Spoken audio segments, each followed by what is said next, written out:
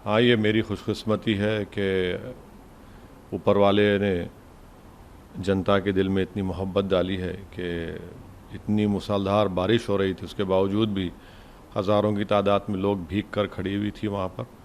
तो हम तो कोशिश कर रहे हैं कि यूपी के जनता के दरमियान में रहें और उनका दिल जीतें, हमारा पैगाम उनको पहुँचाएँ। और हमारी कोशिश ये है कि ज़्यादा से ज़्यादा तादाद में हमारे पार्टी के कैंडिडेट्स जीतें। तो उसी सिलसिले हम लोग तमाम पार्टी के ज़िम्मेदार मेहनत कर रहे हैं कलेक्टिवली। बताया जाता है कि ओवैसी साहब प्रचार करते हैं जहां पर उनकी सीटें निकल कर आती हैं, जीत होती है।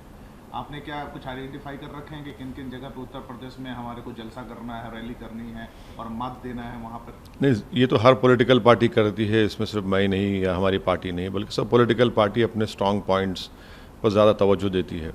तो हम भी वही कोशिश कर रहे हैं। और हमारे पार्टी के यूपी के प्रेसिडेंट ने ये ऐलान किया, ये फ़ैसला लिया कि हम लोग 100 सीटों पर इलेक्शन लड़ने की तैयारी कर रहे हैं। तो इस सिलसिले में हम मुख्तलिफ़ विधानसभा और डिस्ट्रिक्ट्स में जा रहे हैं यूपी के। यूपी एक बहुत बड़ा प्रदेश है, 21 करोड़ का एक प्रदेश है, तो ज़ाहिर है वक्त बहुत कम है, इसीलिए हम पूरी कोशिश करें ज़्यादा मुकामात पर विधानसभा तक हम पहुँचें, और कोशिश तो पूरी चल रही है। लेकिन सर, आपके ऊपर हमेशा ये आरोप लगता है कि इसकी राजनीति करते हैं, तो सीट के बंटवारे में या फिर अलायंस क्या माइनॉरिटीज पार्टी के साथ ही आप करेंगे? नहीं, हम तो अभी तक ओम प्रकाश राजभर साहब के भारतीय संकल्प मोर्चा का हिस्सा हैं हम। और हमने जाकर शिवपाल यादव साहब के घर में एक नहीं 2 मरतबा उनसे मीटिंग की। और हम तो ये कोशिश कर रहे हैं कि किसी और पार्टी से हमारा अलायंस हो जाए। हमने शिवपाल साहब को भी कहा, ओम प्रकाश राजभर साहब को भी कहा कि बीजेपी और कांग्रेस को छोड़कर अगर कोई अलायंस करने के तैयार है तो हम करने तैयार हैं। तो ये कोशिश हमारी चल रही है। और रहा सवाल हारने का, जीतने का, तो इलेक्शन है, कोई जीतेगा कोई हारेगा। मगर हम पर जो झूठा इल्ज़ाम लगता है, आप देखिए बिहार में बाई इलेक्शन हो रहा है 2 सीटों पर, वहाँ पर गठबंधन के नाम पर आरजेडी और कांग्रेस लड़े और हम पर कई इल्ज़ामात लगाए। आज कांग्रेस, आरजेडी, जेडीयू मुकाबले में है, अब किसको बी टीम कहेंगे वहाँ पर?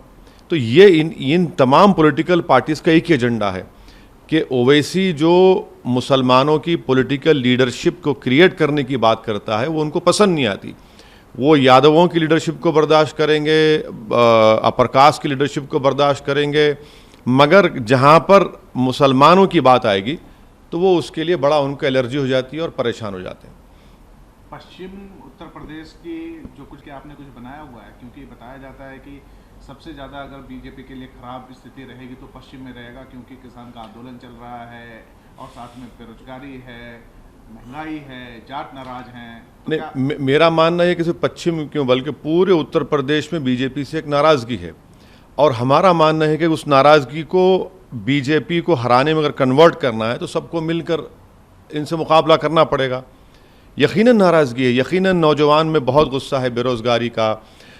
कोविड के दूसरे वेव में जो लोगों को ऑक्सीजन नहीं मिला, अंतिम संस्कार के लिए ना लकड़ी मिली, ना ज़मीन मिली, ना दवाएं मिली, तो हर गवर्नेंस के हर इशू पर बीजेपी नाकाम साबित है।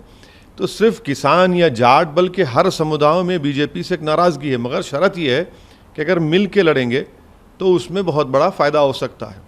आज अखिलेश यादव ने एक बड़ी प्रेस कॉन्फ्रेंस साफ तौर पे कहा कि जनता इंतजार कर रही है कि बीजेपी के खिलाफ वोट करके उसके खिलाफ विपक्ष वाले को सरकार बनाए। देखिए हम, आपको इसमें आरोप आप पे ये लगा कि क्या आपको लगता है कि बीजेपी का स्टैंड मजबूत हो इसलिए आप माइनॉरिटीज को वोट अपनी तरफ खींचने की कोशिश कर रहे हैं, जो कि एक सबसे बड़ा सपा का धड़ा है? नहीं, हम पहले ही ये कह चुके हैं कि MY कॉम्बिनेशन से आप बीजेपी को नहीं हरा पाएंगे।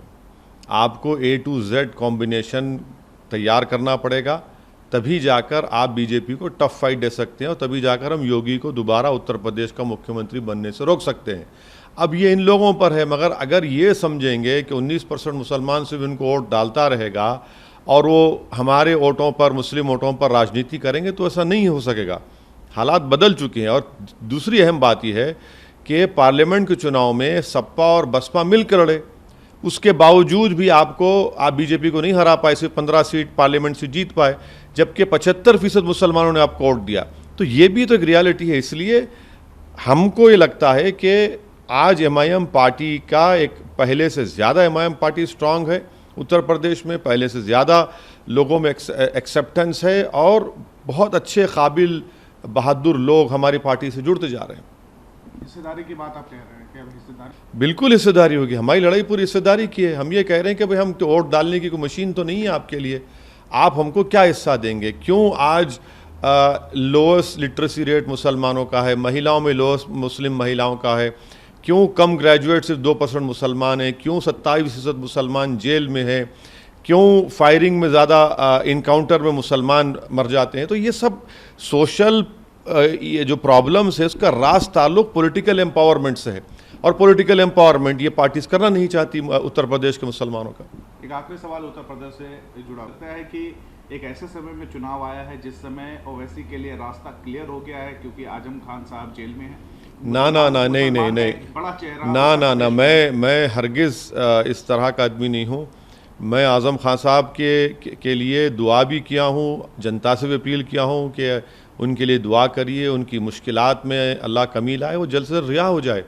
देखिए पॉलिटिकल डिफरेंसेस हो सकती हैं समाजवादी पार्टी से, मगर आज़म खान साहब तो एक बहुत बड़े नेता हैं उत्तर प्रदेश के, एक बहुत बड़ा कंट्रीब्यूशन उत्तर प्रदेश की पॉलिटिक्स का उनके लिए। और हमारा मानना है कि उनको डेलिबरेटली उनको परेशान किया जा रहा है, उनको इस तमाम माहौल में और उनको परेशान करने की कोशिश की जा रही है।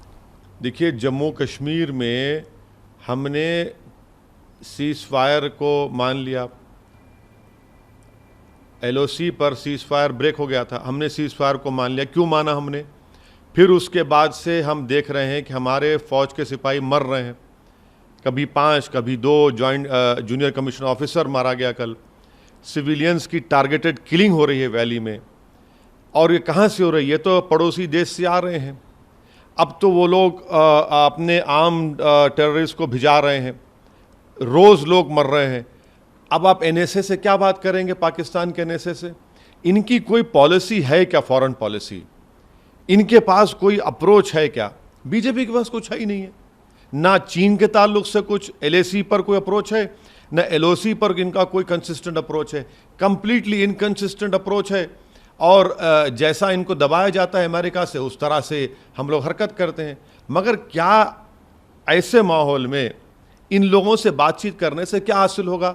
अफ़गानिस्तान सब जानते हैं, खुद RSS कह रही है कि चीन, पाकिस्तान, टर्की मिलकर तालिबान की मदद किए, और आप NSS की मीटिंग करेंगे। ये किसको बेवकूफ़ बनाया जा रहा है? किसको बेवकूफ़ बना रहे हैं? इनके पास कोई पॉलिसी नहीं है इस बारे में। पाकिस्तान से बात नहीं करनी चाहिए। अरे बात क्या, आप तो भिजा रहे हैं ना, आप तो अपने ही देश से लोग अंदर आ रहे हैं। सरकार खुद कह रही है कि ड्रोन से हथियार आ रहे हैं, उन हथियारों से टारगेटेड किलिंग हो रही है। इंटेलिजेंस ब्यूरो का फेलियर है। मैं तो ये भी कहा हूं कि अगर उस किलिंग्स को रोका नहीं जाएगा वैली में, तो वो रेप्लिकेट होगा हमारे भारत के कोने कोने में। तो सरकार के पास आप किस लिए बात कर रहे हैं? क्या ये बीजेपी भूल गई? क्या आप इनको बिरयानी खिलाएंगे? क्या आप इनको कबाब खिलाएंगे? हम ये पूछ रहे हैं कि आपके पास कोई कंसिस्टेंट पॉलिसी है ही नहीं नेशनल सिक्योरिटी के बारे में।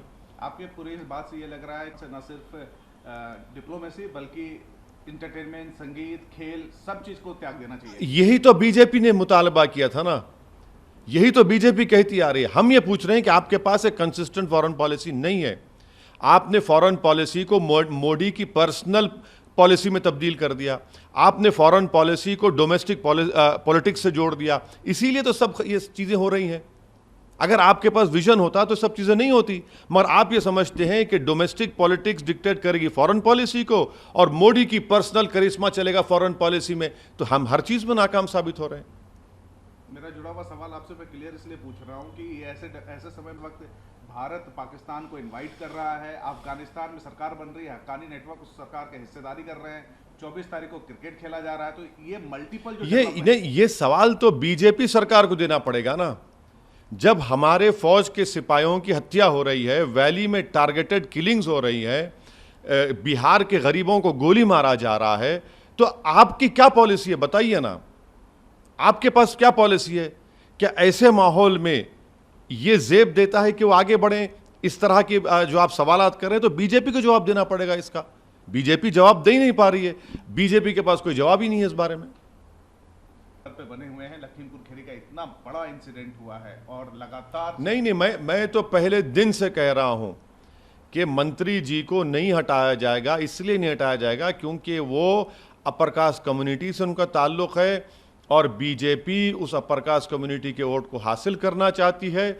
बल्कि मैं तो ये भी कह रहा हूँ कि उनके बेटे, जिनकी गाड़ी से 4 किसानों की और एक जर्नलिस्ट की हत्या हुई है, वो भी इंसाफ नहीं होगा। देख लेना आप, बीजेपी बचा रही है उनको। ये तो इलेक्टोरल पॉलिटिक्स कर रही है, किसानों के लाशों पर आप इलेक्टोरल पॉलिटिक्स कर रहे हैं। बीजेपी यकीनन बचाएगी उस मंत्री को और मंत्री पद पर रखेगी, और इसलिए रखेगी क्योंकि उत्तर प्रदेश की कास्ट पॉलिटिक्स एक रियलिटी है। बल्कि हम तो उत्तर प्रदेश के मुसलमानों से कह रहे हैं कि देखो, ये जो मंत्री मिश्रा जी हैं, इनका ताल्लुक अपर कास्ट कम्युनिटी से है, वो ताकतवर हैं और आपके पास कोई ताकत ही नहीं है, इसलिए उनको पद पर रखा जा रहा है और आपको नीचे किया जा रहा है।